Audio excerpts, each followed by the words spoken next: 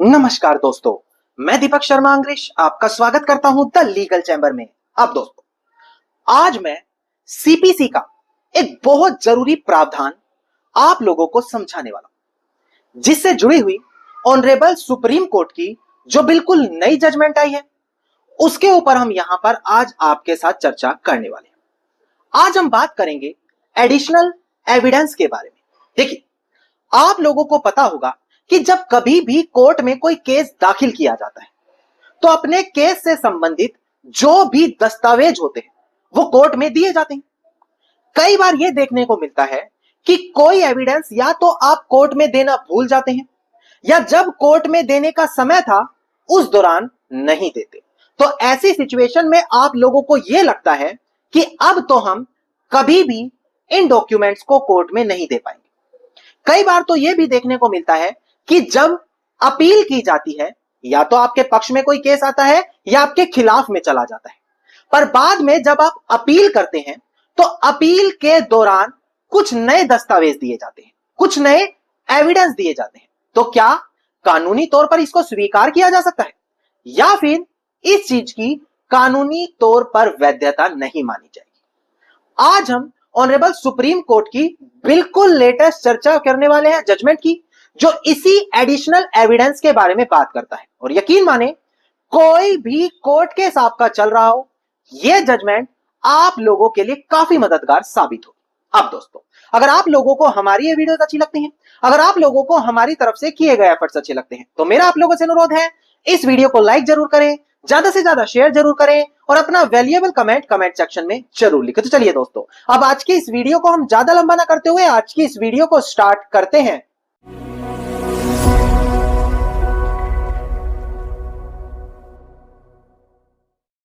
अब दोस्तों, सबसे पहले वीडियो की शुरुआत में मैं आपको क्लियर करूं कि आज हम बात करने वाले हैं ऑर्डर 41 रूल 27 ऑफ सीपीसी 1908, यानी कि जो सिविल प्रक्रिया संहिता है उसका आदेश 41 रूल 27 के ऊपर आज हम चर्चा करेंगे। देखिए, यह प्रावधान बात करता है एडिशनल एविडेंस के बारे में, यानी कि आप अपने कोर्ट केस के अंदर जब अपील में जाते हैं, अपील का मतलब जब कोर्ट केस में निर्णय सुना दिया गया, उसके बाद आप अपील में गए, तो क्या अपील में जाने के बाद आप नया एविडेंस कोर्ट में लगा सकते हैं या कोई एडिशनल चीज कोर्ट को दे सकते हैं जो पहले निचली अदालत में नहीं दी गई थी? यह प्रावधान इसी बारे में बात करता है। अब आप लोगों को एक जरूरी जानकारी मैं और दूं, सिर्फ यही प्रावधान नहीं, केस कब शुरू में खत्म कर दिया जाएगा, कब केस लंबा चलेगा, केस में कौन कौन विटनेस होंगे, केस का दावा कैसे प्रस्तुत किया जाएगा, जवाब दावा कैसे दिया जाएगा, हर एक कानूनी प्रावधान से जुड़ा सुप्रीम कोर्ट समय समय पर निर्णय देता रहा है। ऑनरेबल सुप्रीम कोर्ट काफी बड़ी लैंडमार्क जजमेंट देते हैं जो इन्हीं सीपीसी के प्रावधानों से जुड़ी हुई होती है, और अक्सर लोग इन्हीं जजमेंट को इस्तेमाल करके पूरा केस अपने पक्ष में करा लेते हैं। अब आप लोगों तक सबसे बड़ी समस्या यह है कि यह सभी की सभी जजमेंट्स पहुंच ही नहीं पाती। कारण, क्योंकि कोई भी प्लेटफॉर्म आपके पास ऐसा नहीं है जहां ए टू जेड सभी आपको ऑनरेबल सुप्रीम कोर्ट की जजमेंट मिले।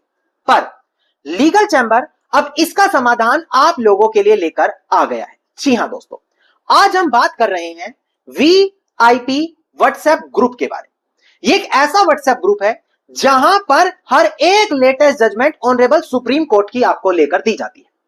अब सबसे पहले उस जजमेंट को बड़ी आसान भाषा में एक्सप्लेन किया जाएगा, इसके बाद उस जजमेंट की कॉपी आप लोगों को पीडीएफ में दी जाएगी। अब चाहे आप कोई एडवोकेट है या एक कॉमन इंसान है, पर यह बात आप जरूर जानते हैं कि अपने केस से जुड़ा लेटेस्ट सुप्रीम कोर्ट का आदेश अगर आपको मिल गया तो कोई भी कोर्ट केस जीतने से आपको रोक ही नहीं पाएगा। इसीलिए यह वीआईपी व्हाट्सएप ग्रुप बहुत जरूरी होता है। नाउ, अगर आप इस ग्रुप में जुड़ना चाहते हैं तो मात्र 1000 रुपए आपको देने हैं। इसके बाद इस ग्रुप में आपको ज्वाइन किया जाएगा और पूरे 1 साल के लिए यह सारी सर्विसेज बिल्कुल मुफ्त में आपको मिलेगी। अब चाहे आपको लेटेस्ट जजमेंट चाहिए या अपने केस से रिलेटेड कोई लैंडमार्क जजमेंट चाहिए, वो सभी की सभी वीआईपी ग्रुप आपको प्रोवाइड कराने वाला है। तो इसी वीडियो के डिस्क्रिप्शन में आपको नंबर मिलेगा, वहां पर कनेक्ट करें और वीआईपी व्हाट्सएप ग्रुप जरूर ज्वाइन करें। अब दोस्तों, यहां से हम अपने लेटेस्ट जजमेंट के ऊपर बात करते हैं। जैसा कि मैंने आपको बताया, ऑर्डर 41 रूल 27 यह बात करता है कि कब आप अपील के अंदर नए एविडेंस कोर्ट में जमा कराएंगे और कोर्ट उसको स्वीकार कर लेगी। देखिए, वैसे तो आम तौर पर कानून यही कहता है कि अपील के दौरान आप कोई भी नया एविडेंस नहीं दे सकते, ये एक बेसिक लॉ है। पर कुछ कंडीशन ऐसी है जहां पर आपकी तरफ से दिया गया एडिशनल एविडेंस भी कोर्ट में माना जाएगा। जैसे कि आप कोई एक ऐसा दस्तावेज लेकर आए हैं जो शुरुआत में आपके पास नहीं था, या किसी कारणवश आप कहीं पर उसको पहले नहीं दे पाए और इसमें कोई आपकी गलती नहीं है, तो ऑर्डर 41 रूल 27 के हिसाब से आप उस दस्तावेज को कोर्ट में दे सकते हैं। या फिर अगर कोर्ट को यह स्वयं लगता है कि यह डॉक्यूमेंट देखना अनिवार्य है, क्योंकि बिना इसको देखे हम कोई भी सटीक फैसला नहीं सुना पाएंगे, तो कोर्ट अपनी पावर के तहत उस डॉक्यूमेंट को एनालाइज कर सकता है। तो इस तरीके से ऑर्डर 41 रूल 27 के हिसाब से आप कोर्ट में अपील होने के बाद भी नया दस्तावेज प्रस्तुत कर पाएंगे। अब डिस्प्ले पर देखकर ध्यान दें, मैं बिल्कुल लेटेस्ट जजमेंट आपको क्लियर करूं। देखिएगा दोस्तों, डिस्प्ले पर देखिए, केस टाइटल है Iqbal Ahmed dead by legal representative and another versus Abdul Shukr, 22 अगस्त 2025 का हमारा ये निर्णय है। अब दोस्तों, डिस्प्ले पर देखकर पहले ध्यान दें कि आखिरकार इस जजमेंट में क्या कहा गया। देखिएगा दोस्तों, डिस्प्ले पर सुप्रीम कोर्ट ने यही रूल किया कि एडिशनल एविडेंस कभी भी अपीलिएंट स्टेज पर दिया ही नहीं जा सकता, जो मैंने आपको बताया था, और उसको केवल ऑर्डर 41 रूल 27 के हिसाब से दिया जा सकता है। इन्होंने बहुत बड़ी बात बोली कि जो भी अपीलिएंट कोर्ट है जो ऐसे किसी दस्तावेज को स्वीकार कर रही है, पहले वो प्रोसीडिंग्स जरूर देखें और उसके बाद किसी एडिशनल एविडेंस को कोर्ट में एक्सेप्ट करें।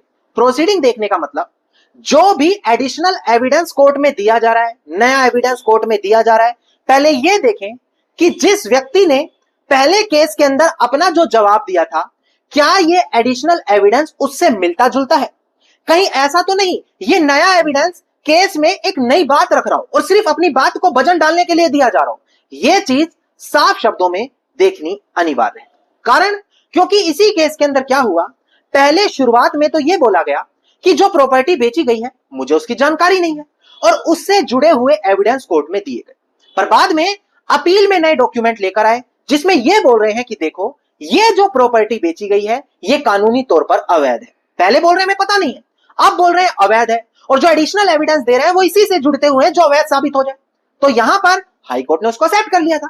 सुप्रीम कोर्ट ने बोला कि एडिशनल एविडेंस को एक्सेप्ट करने से पहले ये तो देख लो कि जो उसकी मेन प्रोसीडिंग्स है क्या ये एविडेंस उससे मिलते जुलते भी है, कहीं ऐसा तो नहीं कोई नया पॉइंट रेज करके उससे जुड़े हुए एडिशनल एविडेंस कोर्ट में दिए जा रहे हो ताकि बेनिफिट कोर्ट में लिया जा सके।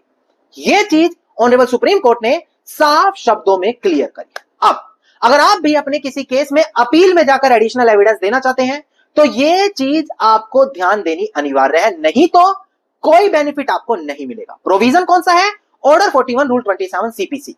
अब अगर आप यही लेटेस्ट जजमेंट की पीडीएफ कॉपी पाना चाहते हैं या इससे रिलेटेड अन्य जजमेंट पाना चाहते हैं तो इसी वीडियो के डिस्क्रिप्शन में वीआईपी व्हाट्सएप ग्रुप का नंबर दिया है, आप वहां पर कॉल करें, कनेक्ट हो, आपको हर एक लेटेस्ट जजमेंट और उनसे जुड़ी हुई पीडीएफ कॉपी वहां पर मिल जाएगी। धन्यवाद दोस्तों, उम्मीद करता हूं वीडियो में मिली जानकारी आप लोगों के लिए काफी ज्यादा लाभदायक साबित होगी। वीडियो में मिली जानकारी अगर आपको अच्छी लगी तो वीडियो को लाइक, शेयर और कमेंट जरूर कीजिएगा। इसके अलावा आप देश और दुनिया के किस कोने से आप हमारी वीडियो देख रहे हैं कमेंट सेक्शन में जरूर लिखिएगा।